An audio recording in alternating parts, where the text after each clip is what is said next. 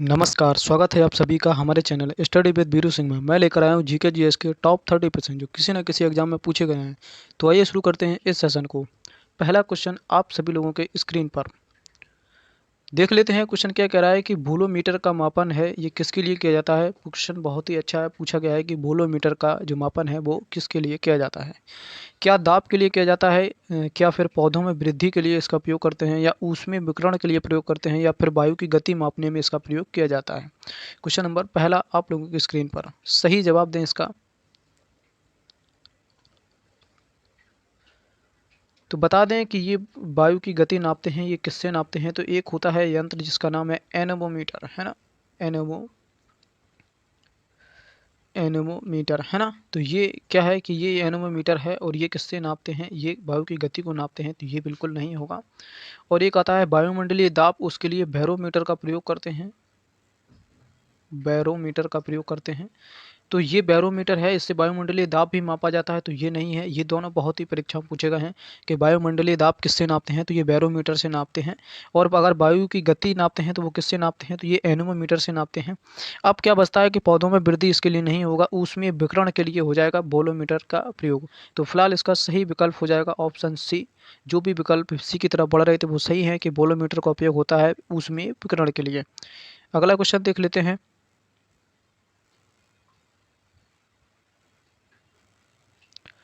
अगला क्वेश्चन क्या कह रहा है देख लेते हैं कि मात्रकों की अंतर्राष्ट्रीय पद्धति किस वर्ष लागू की गई है ना। तो क्या वो 1968 में है, या फिर 1971 में है, या फिर 1981 में है, या फिर 2006 में है। मात्रकों की अंतर्राष्ट्रीय पद्धति किस वर्ष लागू की गई है। तो जो लोग ऑप्शन बी की तरफ बढ़ रहे हैं वो सही है। 1971 में ही अंतर्राष्ट्रीय पद्धति की शुरुआत की गई है। तो इसका विकल्प भी सही हो जाएगा। क्वेश्चन नंबर अगला देख लेते हैं। क्वेश्चन नंबर 3 देख लेते हैं। क्या कह रहा है कि जो क्वेश्चन है कि सर्वेंट ऑफ सोसाइटी की स्थापना किसने की है। तो ऑप्शन है क्या दादा भाई नौरोजी हैं, या गोपाल कृष्ण गोखले हैं, या महात्मा गांधी हैं, या फिर इनमें से कोई नहीं। बहुत ही अच्छा प्रश्न है, स्टार लगा। ये कई परीक्षाओं में पूछा गया है कि सर्वेंट ऑफ सोसाइटी की स्थापना किसने की है। तो ऑप्शन नंबर इसका सही विकल्प का चुनाव करें कि सर्वेंट ऑफ सोसाइटी की स्थापना किसने की है। तो इसका सही विकल्प हो जाएगा बी। जो भी विकल्प बी की तरफ बढ़ रहे हैं तो वो सही है कि गोपाल कृष्ण गोखले ने ही सर्वेंट ऑफ सोसाइटी की स्थापना की थी। और बता दें कि ये गांधी जी के राजनीतिक गुरु थे गोपाल कृष्ण गोखले, है ना। अब बात कर लेते हैं कि दादा भाई नौरोजी कौन थे। तो ये वायुव्रत नेता के रूप में जाने जाते हैं। इनकी पुस्तक का नाम है पॉवर्टी ऑफ इंडिया, है ना। और ये ब्रिटिश संसद में जाने वाले पहले भारतीय थे। महात्मा गांधी जी 2 अक्टूबर को इनका जन्म हुआ था, है ना, पोरबंदर में। और गांधी जी के ही 2 अक्टूबर पर अहिंसा दिवस मनाया जाता है। फिलहाल इतना पर्याप्त है। और ये 9 जनवरी 1915 को वापस लौटे थे दक्षिण अफ्रीका से। इसी 9 जनवरी को क्या मनाया जाता है कि प्रवासी दिवस के रूप में मनाते हैं। फिलहाल क्वेश्चन नंबर 3 का सही विकल्प हो जाएगा गोपाल कृष्ण गोखले। अगला क्वेश्चन देखते हैं। अगला क्वेश्चन क्या कह रहा है कि हेमेटाइट और मैग्नेटाइट किसके अयस्क हैं। ऐसा क्वेश्चन पूछा जा रहा है कि हेमेटाइट और मैग्नेटाइट किसके अयस्क हैं। क्या ये लोहा का अयस्क है, या तांबा का है, या एल्युमिनियम का है, या क्रोमियम का है। किसका अयस्क है। इसका सही जवाब दें कि हेमेटाइट और मैग्नेटाइट किसका अयस्क है। तो जो भी विकल्प बी की तरफ बढ़ रहे हैं सही है कि ये तांबा का अयस्क है। अब ये तांबा का है, क्या एल्युमिनियम का है, या फिर क्रोमियम का है, या फिर लोहे का है। तो जो लोग विकल्प बी या फिर ए में कन्फ्यूजन है तो वो लोग अपने आप को सही ठहरा लें कि क्या वो सही लगा रहे हैं बी या फिर ए। तो इसका सही विकल्प हो जाएगा ए, क्योंकि ये लोहे का अयस्क है, ये हेमेटाइट और मैग्नेटाइट। अब इसको याद कैसे रखेंगे कि जब लोहे की इमार पड़ती है तो अच्छे अच्छे टाइट हो जाते हैं, है ना। कि ये टाइट आएगा इसमें कि जब, है ना, कि लोहा होगा तो टाइट होगा, है ना। टाइट से याद रख सकते हैं कि जो टाइट होता है वो क्या होता है, लोहा होता। और एक एल्युमिनियम का पूछा जाता है, बहुत ही इंपॉर्टेंट पूछा जाता है कि बॉक्साइट किसका अयस्क है। ये क्वेश्चन बहुत ही परीक्षा में पूछा गया है कि बॉक्साइट किसका अयस्क है। तो ये अयस्क है एल्युमिनियम का, है ना। अगला देख लेते हैं। अगला क्वेश्चन कह रहा है कि सेलेबीज सागर स्थित है। ये सेलेबीज सागर स्थित है, कहाँ स्थित है। क्या मध्य अमेरिका में स्थित है, या दक्षिण पूर्व एशिया में स्थित है, या फिर ये आर्कटिक महासागर में स्थित है, या फिर उत्तरी सागर में स्थित है। क्वेश्चन नंबर 5 का सही विकल्प बताएं। तो जो लोग विकल्प सी की तरफ बढ़ रहे हैं सही है, ये आर्कटिक महासागर में स्थित है। कौन सा सागर, सेलिबीज सागर। क्वेश्चन नंबर अगला देख लेते हैं।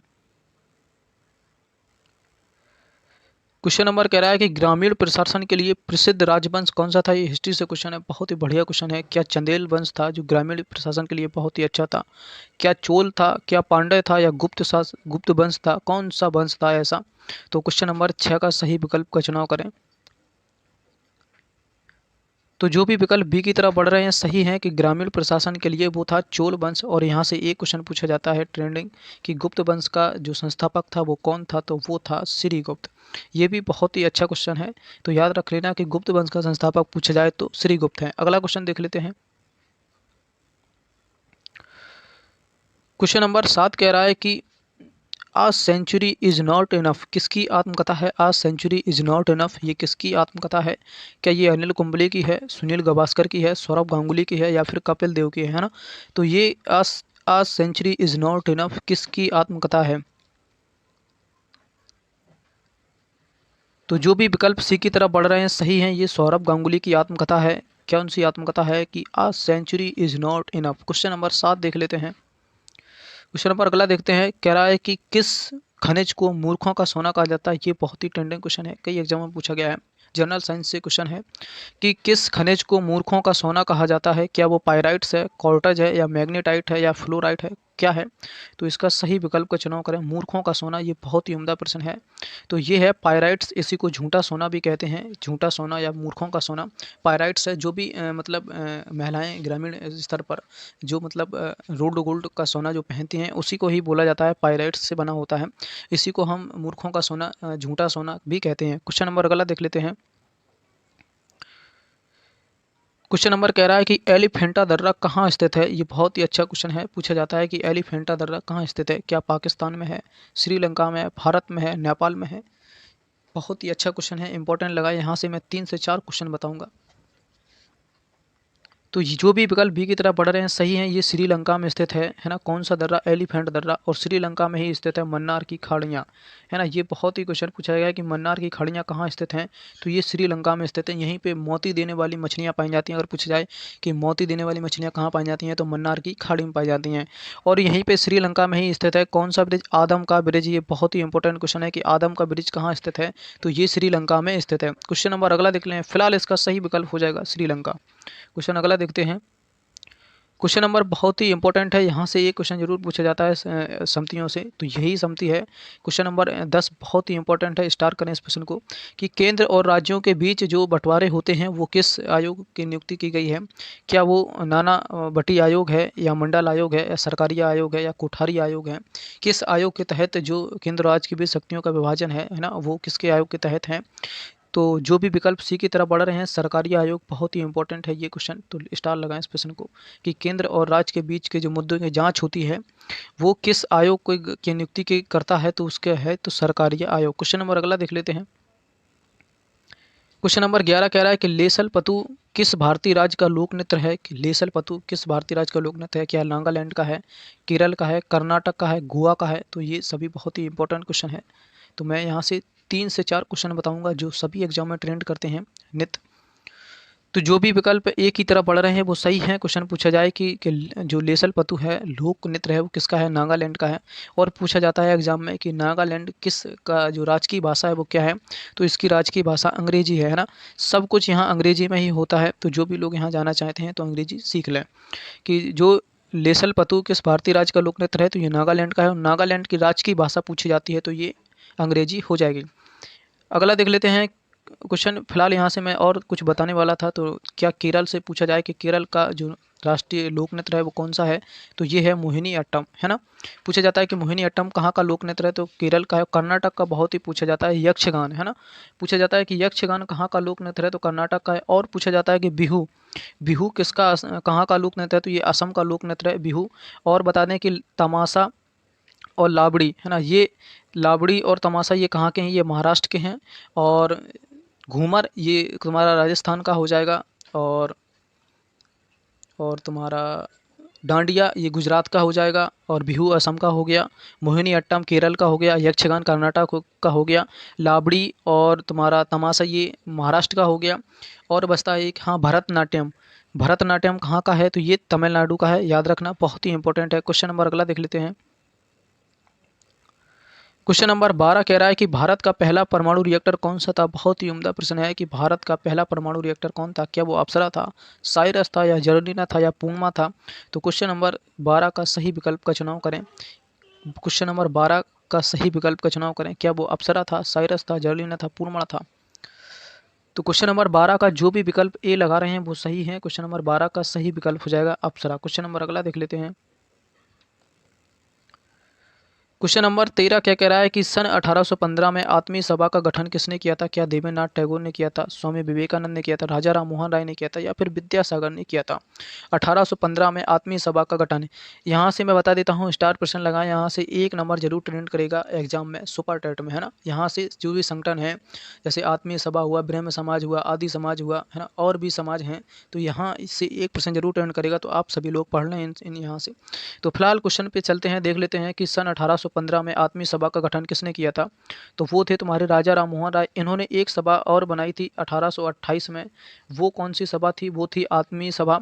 का गठन भी किसने किया था, राजा राम मोहन राय ने। और 1828 में कौन सी थी, तो ये था ब्रह्म समाज की स्थापना, है ना। क्वेश्चन बहुत ही ट्रेंड करता है कि ब्रह्म समाज की स्थापना किसने की थी, तो राजा राम मोहन ने की थी। यही सती प्रथा से भी संबंधित थे। अगर और बात करें कोई गवर्नर जनरल या बॉसराय कौन था, तो वो थे विलियम बेंटिंक, भी सती प्रथा से संबंधित थे। क्वेश्चन नंबर अगला देख लेते हैं, फिलहाल इतना पर्याप्त है। क्वेश्चन नंबर इसका सही विकल्प हो जाएगा राजा राम मोहन राय। अगला देखते हैं क्वेश्चन।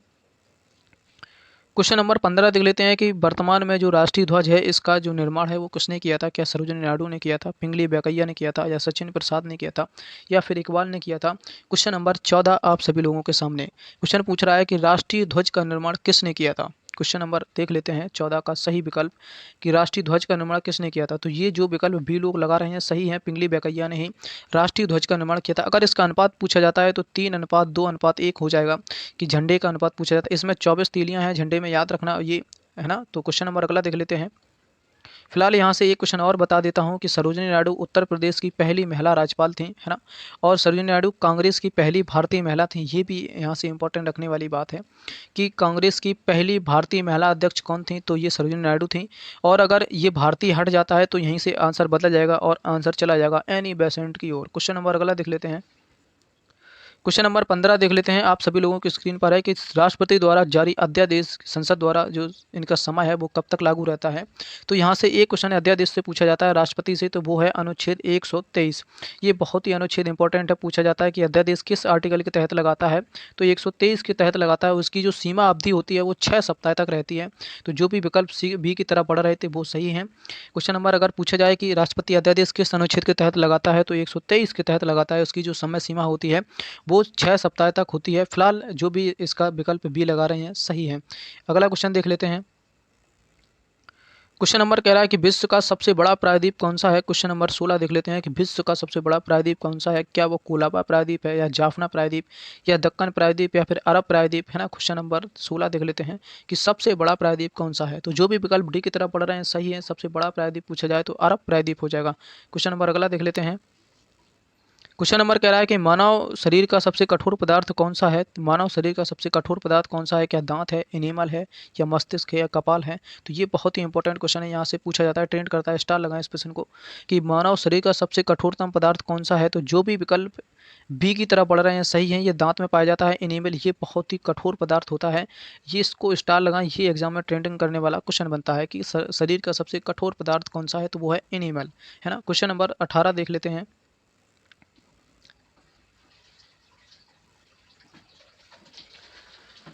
क्वेश्चन नंबर 18 क्या कह रहा है कि जो ईक्रॉन ग्रंथि है इसका प्रमुख कार्य क्या है। बहुत ही इंपॉर्टेंट है कि ईक्रॉन ग्रंथि का कार्य क्या है। तो ये स्टार लगाएं यहाँ से कि जो पूछा जाए कि ईक्रॉन ग्रंथि का संबंध किससे है और ये क्या करती है। जो ईक्रॉन ग्लैंड है, क्या ये हार्मोन उत्पन्न करती है, वृद्धि हार्मोन। क्या त्वचा का रंग बदलती है। त्वचा से याद आ गया, देखो जो त्वचा का रंग होता है जब बच्चा पैदा होता है, तो जब लगभग 2 से 3 माह का होता है बच्चा, तो उसका हल्का गुलाबी रंग होता है। यहाँ से मैं एक इंपॉर्टेंट क्वेश्चन बता रहा हूँ जो बहुत परीक्षा में पूछा गया है। यहाँ तक कि साइकोलॉजी में भी ये क्वेश्चन पूछा गया है कि जब बच्चा 2 से 3 माह का होता है तो उसका हल्का गुलाबी रंग किसके कारण होता है। तो एक पदार्थ होता है मेलानिन, है ना। एक जो पदार्थ होता है मेलानिन के कारण ही बच्चे का हल्का गुलाबी रंग होता है। और तो क्वेश्चन तीसरा देख लेते हैं कि सी पसीना उत्पन्न करता है कौन सी ईक्लेन ग्रंथ, और शरीर का जो बाल उत्पन्न करता है। तो फिलहाल ऑप्शन देख लेते हैं कि ईक्लेन ग्लैंड क्या कार्य करती है। तो जो भी विकल्प सी की तरफ बढ़ रहे हैं ये पसीना उत्पन्न करती है। और पसीना क्यों आता है मैं बता देता हूँ पसीना क्यों आता है। कि पसीना इसलिए आता है कि जो शरीर का टेम्परेचर होता है वो एकदम इक्वल नहीं होता है, टेम्परेचर को कम करने के लिए ही पसीना निकलता है। शरीर का जो टेम्परेचर, अगर किसी का शरीर का टेम्परेचर गर्म है तो उसे पसीना ज़्यादा है, क्योंकि शरीर का टेम्परेचर को नॉर्मल करने के लिए ही पसीना आता है। तो देख लेते हैं ये क्वेश्चन का सी जो ईक्रेन जो ग्रंथि है ग्लैंड है इसका कार्य क्या है कि पसीने के उत्पन्न को करना। क्वेश्चन नंबर अगला देख लेते हैं। क्वेश्चन नंबर 19 देख लेते हैं। गन्ने की जो लाल सड़न सड़न होती है वो किसके कारण होती है। तो ये अगर आप लोगों ने गन्ने का खेत देखा होगा, गन्ना देखा होगा, तो ये बीच से चटक जाता है और लाल लाल धारी सी हो जाती है, वो किसके कारण होती है, किसकी कमी के कारण होती है गन्ने की लाल सड़न। तो क्या ये जो कोलेट्राइकम है जो ये, या सार्कोस्पोरा है, या फिर ये फाइलोथोफ्लोरा है, या इनमें से कोई नहीं। तो जो भी विकल्प ए की तरफ बढ़ रहे हैं सही है कि जो गन्ने की लाल सड़न होती है वो ए विकल्प सही है इसका। क्वेश्चन नंबर अगला देख लेते हैं। क्वेश्चन नंबर 20 देख लेते हैं। ये बहुत ही ट्रेंडिंग करने वाला क्वेश्चन है, कई एग्जाम में पूछा गया है, तो यहाँ से मैं सारे फैक्ट को क्लियर करूंगा, एक एक फैक्ट इंपॉर्टेंट होने वाला है। क्वेश्चन नंबर देख लेते हैं कि भारतीय राष्ट्रीय कांग्रेस की स्थापना कब हुई थी। क्या 72 में हुई थी, 85 में, 75 में, या 1886 में। तो इसका सही विकल्प का चुनाव करें। तो देख लेते हैं इस प्रश्न को, और यहाँ से जितने भी प्रश्न बनेंगे मैं उन सबको तोड़ दूंगा। देख लेते हैं कि इसकी स्थापना हुई थी 28 दिसंबर 1985 को। पहला यही फैक्ट पूछा जाता है कि राष्ट्रीय कांग्रेस की स्थापना कब हुई थी। तो 18 दिसंबर 1885 को हुई थी, कि 28 दिसंबर 1885 को हुई थी। ये कहाँ हुई थी, तो ये बम्बई में हुई थी, याद रखना, पहली बैठक। और कहाँ बम्बई में कहाँ हुई थी, ये तेजपाल, संस्कृत तेजपाल महाविद्यालय था, वहाँ ये बैठक हो रही थी। और उसकी अध्यक्षता, ये बहुत ही इंपॉर्टेंट है, इसकी पूछा जाता है इसकी अध्यक्षता किसने की थी। तो इसकी अध्यक्षता की थी व्योमेश चंद्र बनर्जी ने, है ना, व्योमेश चंद्र बनर्जी ने इसकी अध्यक्षता की थी। बहुत ही टेंडर और उम्दा प्रश्न पूछा जाता है कि पहला जो अधिवेशन हुआ था राष्ट्रीय कांग्रेस का, इसकी अध्यक्षता प्रथम बार किसने की थी, तो व्योमेश चंद्र बनर्जी ने की थी। और ये कहाँ हुआ था, ये मुंबई में हुआ था, है ना। और ये कब हुई, इसकी बैठक कब हुई थी, तो 28 दिसंबर 1885 को हुई थी, जो क्वेश्चन पूछा गया है। और भी मैं फैक्ट बता देता हूँ यहाँ से, कि अगर पूछा जाए कि 1886 में, है ना, दूसरी बैठक किसके समय हुई, तो ये इसकी बैठक हुई थी दादा भाई नौरोजी इसके अध्यक्ष थे। अगर पूछा जाए इसकी तीसरी बैठक 1887 में कब हुई थी, तो ये बदरुद्दीन तैयब जी थे, ये पहले मुस्लिम व्यक्ति थे, वो ही इसके अध्यक्ष थे। तो ये क्वेश्चन बहुत ही पूछा जाता है कि तीसरी बैठक जब कांग्रेस की हुई थी उस समय अध्यक्ष कौन थे, तो वो थे बदरुद्दीन तैयब जी, है ना, ये मुस्लिम व्यक्ति थे, याद रखना, है ना। अगर यहीं से पूछा जाए कि कांग्रेस किसके दिमाग की उपज है, तो ये लॉर्ड डफरिन के दिमाग की उपज है ना। ये क्वेश्चन बहुत ही पूछा गया है कि जब कांग्रेस की स्थापना हो रही थी उस समय वायसराय कौन था, तो ये था लॉर्ड डफरिन था, याद रखना। और ये लॉर्ड डफरिन के ही दिमाग की उपज है कौन, कांग्रेस। अगर पूछा जाए कांग्रेस की स्थापना किसने की है, तो ये थे ए.ओ. ह्यूम, है ना, इन्होंने ही कांग्रेस की स्थापना की है। तो बहुत ही बढ़िया ट्रेंडिंग यहाँ से क्वेश्चन, जितने भी क्वेश्चन बनने थे मैंने बता दिए हैं। क्वेश्चन नंबर अगला देख लेते हैं। फिलहाल इसका सही विकल्प हो जाएगा बी, है ना, कांग्रेस की स्थापना हुई थी 28 दिसंबर 1885 को। क्वेश्चन नंबर अगला देख लेते हैं। क्वेश्चन नंबर 21 देख लेते हैं कि बीबी का मकबरा कहाँ स्थित है। ये बहुत ही अच्छा प्रश्न पूछा जाता है कि बीबी का मकबरा कहाँ स्थित है। क्या आगरा में स्थित है, दिल्ली में स्थित है, हैदराबाद में स्थित है, या औरंगाबाद में स्थित है। सभी कर ले जाएंगे, बहुत ही अच्छा प्रश्न है, और मुझे आशा है कि इस प्रश्न को सभी सही कर ले जाएंगे कि बीबी का मकबरा कहाँ स्थित है। तो ये औरंगाबाद में स्थित है। ये किसने बनवाया था, तो औरंगजेब ने बनवाया था अपनी बीबी की याद में, है ना। ये ताजमहल की घटिया नकल मानी जा सकती है ना, ताजमहल की ये कॉपी है, लेकिन वैसा बन नहीं पाया जैसी इसकी सोच थी, है ना। कि बीबी का मकबरा कहाँ स्थित है, तो ये औरंगाबाद में स्थित। किसने बनवाया था, तो औरंगजेब ने बनवाया था। फिलहाल इसका सही विकल्प हो जाएगा डी। आगरा से मैं फैक्ट बता देता हूँ, आगरा में ताजमहल स्थित है, जिसका वास्तुकार था कौन, अहमद लाहौरी, है ना। और ये और आगरा में एक मोती मस्जिद है। ये भी बहुत अच्छा प्रश्न है कि आगरा में जो मोती मस्जिद है उसका निर्माण किसने करवाया था, तो शाहजहां ने करवाया था, याद रखना, है ना। और एक एक मोती मस्जिद दिल्ली में स्थित है ना। क्वेश्चन पूछा जाए कि मोती मस्जिद, दिल्ली के मोती मस्जिद का निर्माण किसने करवाया था, तो ये करवाया था तुम्हारा औरंगजेब ने, है ना। तो ये भी बहुत अच्छा प्रश्न है। क्वेश्चन नंबर अगला देख लेते हैं। तो फिलहाल इसका सही विकल्प हो जाएगा डी। अगला क्वेश्चन देखते हैं। क्वेश्चन नंबर 22 बहुत ही इंपॉर्टेंट है और ये क्वेश्चन कई एग्जामों में पूछा गया है। हूबहू क्वेश्चन मिलेगा और ऐसे ही ऑप्शन मिलेंगे कि लंदन में इंडिया हाउस की स्थापना किसने की थी। क्वेश्चन नंबर 22 बहुत ही इंपॉर्टेंट है। देख लेते हैं कि इंडिया हाउस की स्थापना किसने की थी। क्या ज्योतिबा फुले थे, क्या बी डी सावरकर थे, या श्यामजी वर्मा थे, या भीमराव अम्बेडकर थे। क्वेश्चन नंबर 22 का सही विकल्प का चुनाव करें। तो जो भी विकल्प सी की तरफ बढ़ रहे हैं वो सही है कि इंडिया हाउस की स्थापना किसने की थी, श्याम जी कृष्ण ने की थी, है ना। ज्योतिबा बाई फुले ने किसकी स्थापना की थी, गुलामगिरी की स्थापना की थी। और डॉक्टर भीमराव अंबेडकर ने बहिष्कृत भारत की रचना की है और प्रारूप समिति के अध्यक्ष भी रहे हैं। 29 अगस्त 1947 को इसका गठन किया गया था। इसमें 7 लोग थे, है ना। तो फिलहाल इतना पर्याप्त है। क्वेश्चन नंबर अगला देख लेते हैं। फिलहाल इसका सही विकल्प हो जाएगा सी। अगला देखते हैं। क्वेश्चन नंबर कह रहा है कि जब हमें अत्यधिक ठंड लगती है तो हम भयभीत हो जाते हैं। ये बात बिल्कुल सही है। और मांसपेशियों के सिकुड़ जाने के कारण रोंगटे खड़े हो जाते हैं। ऐसा कौन सा करता है, ऐसा क्या करता है, ऐसा क्या कारण है, ऐसा क्या, इसको बताएं। कि जब हमें अत्यधिक ठंड लगती है तो हम भयभीत हो जाते हैं और मांसपेशियां सिकुड़ जाती हैं और रोंगटे खड़े हो जाते हैं। ये किसके कारण होते हैं, ऐसा कारण मैं जानना चाहता हूँ। क्या इसका कारण जो एपिडमर्सन है, या अरेक्टर पिली है, या जो एलेस्टिन है, या कोलिजन है। इसका सही विकल्प का चुनाव करें।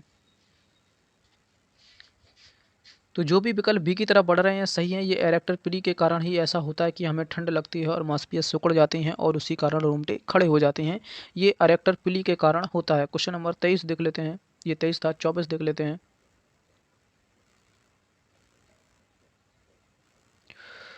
क्वेश्चन नंबर 24 देख लेते हैं। कह रहा है कि भारत का राष्ट्रीय पक्षी क्या है, तो वो है मोर। ये क्वेश्चन बहुत ही अच्छा है कि अगर पूछा जाए कि राष्ट्रीय पक्षी है मोर, ये किस वर्ष घोषित किया गया था, ऐसा आप सब लोगों से पूछा जा रहा है। क्या 1950 में, 1960 में, 61 में, या 63 में। अगर पूछा जाए कि भारत का ना उत्तर प्रदेश, पूछा जाए कि राष्ट्रीय पक्षी क्या है, तो मोर हो जाएगा, है ना। अगर पूछा जाए इसका मतलब सन क्या थी, इसको कब सम्मिलित किया गया था या कब शामिल किया गया था, तो 1961 इसका सही विकल्प हो जाएगा। क्वेश्चन नंबर अगला देख लेते हैं। क्वेश्चन नंबर 25 बहुत ही इंपॉर्टेंट है। यहाँ से एक प्रश्न जरूर ट्रेंड करता है, तो मैं बता देता हूँ कि भारत के सर्वोच्च साहित्यकार पुरस्कारों में से ज्ञानपीठ पुरस्कार की स्थापना किस वर्ष हुई है। यहाँ से मैं 3 फैक्ट बताऊंगा जो तीनों के तीनों इंपॉर्टेंट होंगे। ज्ञानपीठ पुरस्कार की स्थापना किस वर्ष हुई है। क्या 61 में हुई है, 65 में, 69 में, या फिर 85 में। क्वेश्चन नंबर 25 का सही विकल्प का चयन करें। तो जो भी विकल्प एक की तरफ बढ़ रहे हैं सही है। ये 1961 में ज्ञानपीठ पुरस्कार की स्थापना हुई थी। और बता देता है कि पुरुषों में पहला ज्ञानपीठ पुरस्कार किसे मिला था, तो जी शंकर कुरूप को मिला था। जी शंकर कुरूप को। ये कब मिला था, 1965 में मिलेगा। ये बहुत ही ट्रेंडिंग क्वेश्चन है। पूछा जाता है कि पहला ज्ञानपीठ पुरस्कार किसे दिया गया था, तो जी शंकर कुरूप को दिया गया था और 1965 में। अगला देख लेते हैं। अगर महिलाओं की बात करते हैं कि महिलाओं में किसे मिला ज्ञानपीठ पुरस्कार, तो ये मिला था आशा पूर्ण देवी जी को, है ना। आशा पूर्ण को मिला था ये महिलाओं में, ठीक है। आशा पूर्ण को मिला था। ये इन्हें कब मिला था, 1976 में मिला था, है ना। ये भी ट्रेंड करने वाली चीज़ें हैं। यहाँ से 3 क्वेश्चन बनते हैं कि ज्ञानपीठ पुरस्कार की स्थापना कब हुई है, तो 1961 में हुई है। अगर मैं बात करता हूँ कि पुरुषों में सबसे पहले ज्ञानपीठ पुरस्कार किसे मिला, तो जी शंकर कुरूप को मिला था 1965 में। अगर महिलाओं की बात आती है तो आशा पूर्ण जी को मिला था 1976 में। और हाल ही में 2020 का अगर बात कर लेते हैं, 1920 का जो ज्ञानपीठ पुरस्कार है किसे मिला है, तो मलयालम कवि अक्खितम को मिला है ना। तो याद रख लेते हैं। क्वेश्चन नंबर फिलहाल अगला देख लेते हैं। क्वेश्चन कह रहा है कि भारत में आयुर्वेद की कुल कितने भाग हैं। ऐसा क्वेश्चन पूछा जा रहा है कि भारत में आयुर्वेद के कुल कितने भाग हैं। क्या 8 हैं, या 10 हैं, 12 हैं, या 16 हैं। तो जो भी विकल्प एक की तरफ बढ़ रहे हैं सही है कि आयुर्वेद के कुल कितने भाग हैं, तो भाग 8 हैं। क्वेश्चन नंबर अगला देख लेते हैं। क्वेश्चन पूछा जा रहा है कि जेट धाराएं प्रायः कहाँ पाई जाती हैं। जो जेट स्ट्रीम धाराएं हैं वो कहाँ पाई जाती हैं। क्या ओजोन मंडल में, या क्षोभ मंडल में, या मध्य मंडल में, या आयन मंडल में। कि जो जेट धाराएं हैं प्रायः कहाँ पाई जाती हैं। क्वेश्चन नंबर 27 देख लेंगे। तो जो भी विकल्प बी की तरफ बढ़ रहे हैं कि जो जेट स्ट्रीम धारा हैं वो क्षोभ मंडल में पाई जाती हैं। यानी कि अगर गति की बात करते हैं तो 200 किलोमीटर प्रति घंटा की हवा से ये चलती हैं। क्षोभ मंडल में कौन चलती हैं, जेट स्ट्रीम धाराएं, है ना। अगर ओजोन परत की बात कर लेते हैं तो ये समताप मंडल में पाई जाती है। यहाँ से मैं 4 से 5 क्वेश्चन बता देता हूँ कि ओजोन दिवस कब मनाया जाता है। 16 सितंबर को मनाया जाता है। एक सम्मेलन हुआ था 16 सितंबर 1987 को, कहाँ हुआ था, मॉन्ट्रियल प्रोटोकॉल कनाडा में, है ना। वहीं से ये 16 सितंबर दिवस घोषित कर दिया गया है।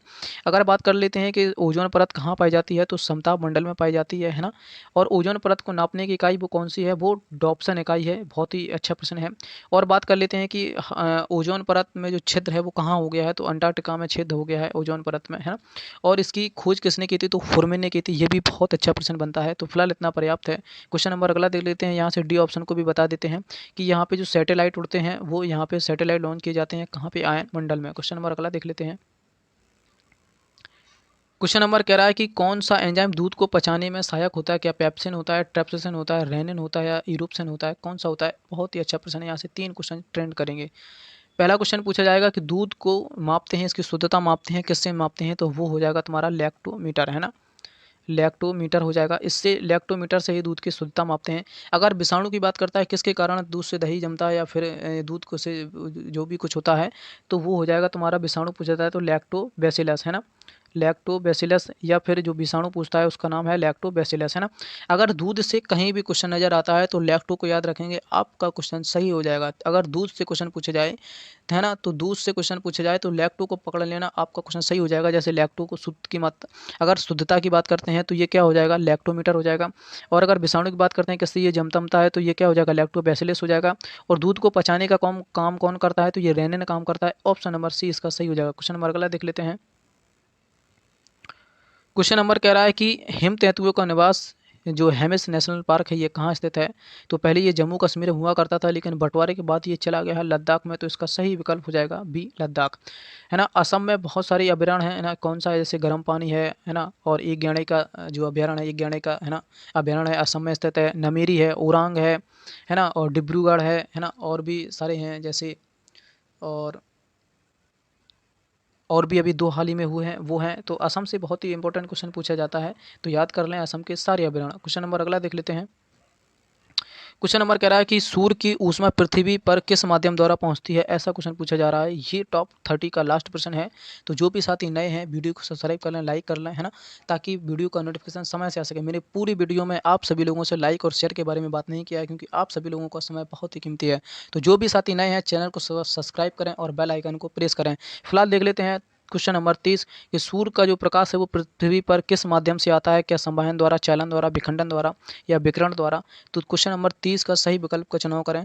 तो जो भी विकल्प लगा रहे हैं ये वो सही है। अगर क्वेश्चन पूछा जाए कि सूर्य का जो प्रकाश है पृथ्वी तक कितने समय में आता है, तो लिख लेना 8 मिनट 16 सेकंड में पृथ्वी पर ये प्रकाश आ जाता है। तो ये बहुत ही इंपॉर्टेंट है ये दोनों प्रश्न, कि जो मतलब सूर्य का प्रकाश है वो पृथ्वी तक कैसे आता है, तो ये विकिरण के माध्यम से आता है। और अगर पूछा जाए कितने समय में आता है, तो 8 मिनट 16 सेकंड में आता है। तो जो भी साथी नए हैं चैनल को सब्सक्राइब करें, बेल आइकन को प्रेस करें। ये टॉप 30% थे जो किसी न किसी एग्जाम में पूछे गए हैं। तो आज के लिए इतना पर्याप्त है। तब तक के लिए आप अपना और अपनों का ख्याल रखें। जय हिंद।